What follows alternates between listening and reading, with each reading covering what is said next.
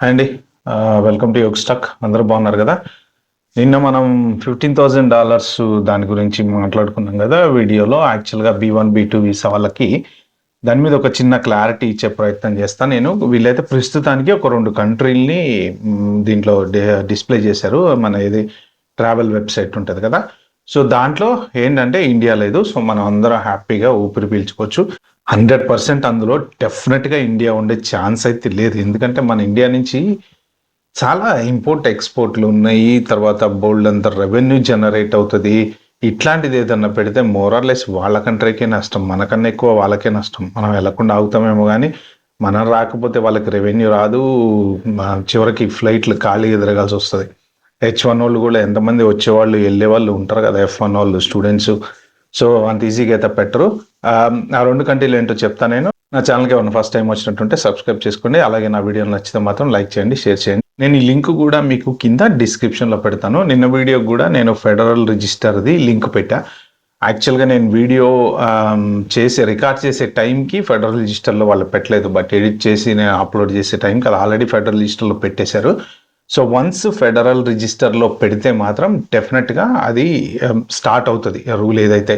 అయితే ఇంక కొంతమంది కామెంట్స్లలో ఏం మెన్షన్ చేశారంటే ఈ బిల్లు పాస్ కాదు, అంత ఈజీగా అవ్వదు, అది ఇది అన్నారు. ఇది బిల్ కాదండి యాక్చువల్గా.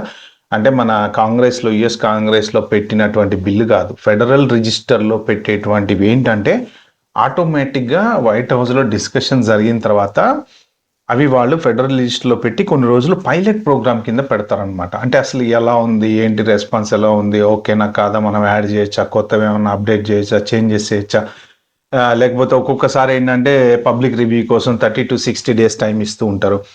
మీరు రీసెంట్గా చూస్తే స్టూడెంట్ వీసా చేంజెస్ ఒకటి పెట్టారు కదా వాళ్ళు. అది ఏంటి, ప్రెసెంట్ 5 years వరకు ఇస్తున్నారు వీసా. అది యాక్చువల్గా 2 yearsకి కానీ లేదా కోర్సు డ్యూరేషన్కి కానీ కట్ డౌన్ చేయాలని చెప్పేసి వాళ్ళు అది ప్లాన్ చేశారు. అది కన్ఫర్మ్ అయితే దాన్ని కూడా తీసుకొచ్చి ఫెడరల్ రిజిస్టర్లో పెడతారు. పెట్టాక 30 to 60 days రివ్యూ పీరియడ్ ఉంటుంది. అది ఉండొచ్చు ఉండకపోవచ్చు, మనం చెప్పలేము. సో ఇప్పుడు ఈ పర్టికులర్ ఏదైతే మన $15,000 దీనికి రివ్యూ పీరియడ్ ఏమి ఇవ్వలేదు. డైరెక్ట్ ఫెడరల్ రిజిస్టర్లో యాడ్ చేశారు. August 20th నుంచి ఇంకా ఇది లైవ్లోకి వెళ్ళిపోతుంది ప్రోగ్రాము. పైలట్ ప్రోగ్రామ్ 12 months పెట్టుకున్నారు. అలాగా ఇప్పుడు H1B కూడా కొన్ని రూల్స్ కొత్తగా మొన్న నేను చెప్పాను కదా, మొన్న ఏది వేజ్ లెవెల్ చేంజెస్ వస్తున్నాయని చెప్పేసి, అది కూడా వీళ్ళు ఫెడరల్ రిజిస్టర్లో కనుక పెట్టారు అంటే ఇంకా అక్కడి నుంచి ఏదర్ ఒకటి 30 to 60 days మనకి టైం ఇచ్చి ఇది ఓకేనా కాదా మనకి, అంటే మనం కాదు జనరల్గా రివ్యూ కోసము అడిగే ఛాన్స్ ఉంది.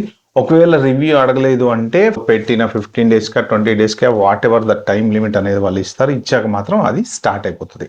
సో ఇది కూడా అంతే. ఇది బిల్ కాదు, మన కాంగ్రెస్లోనో లేకపోతే సెనేట్లోనో ప్రవేశపెట్టేటువంటి బిల్ కాదు. సో ఇంకా కంట్రీలు ఏంటంటే మలావి, జాంబియా.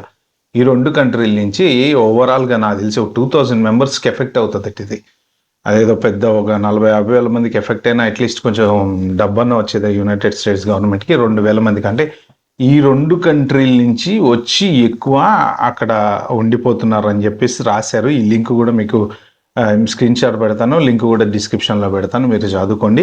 అయితే ఇక్కడ ఇది ఏం చెప్పారంటే వీళ్ళు టెంపరరీ ఫైనల్ రూల్ అండి. ఇది టెంపరరీ ఫైనల్ రూల్. బేసిక్ ఏంటంటే వీళ్ళు there may be a chance to add some more countries. అంటే ఈ పైలట్ ప్రోగ్రామ్ ఎప్పుడైతే స్టార్ట్ అవుతుందో, ఇప్పుడు నెక్స్ట్ August 20th ఇది స్టార్ట్ అవుతుంది. 20th నుంచి ఎవరెవరైతే ఈ పర్టికులర్ ఈ 2 కంట్రీస్ నుంచి, జాంబియా నుంచి కానీ మలావి నుంచి కానీ వచ్చే వాళ్ళు ఎవరైనా ఉంటారో వాళ్ళు 15,000 బాండ్ తీసుకొని రావాలి. వీళ్ళ సక్సెస్ఫుల్ ట్రిప్ అయిపోయి వెళ్ళిపోయిన తర్వాత వాళ్ళు అడిగేది కూడా ఏమడుతున్నారంటే బాండ్ అమౌంట్ రిటర్న్ చేయడానికి బోర్డింగ్ పాసు దగ్గర పెట్టుకోవాలి, తర్వాత ఫ్లైట్ టికెట్, తర్వాత ఏవో కొన్ని చాలా రూల్స్ అయితే పెట్టారు వీళ్ళు.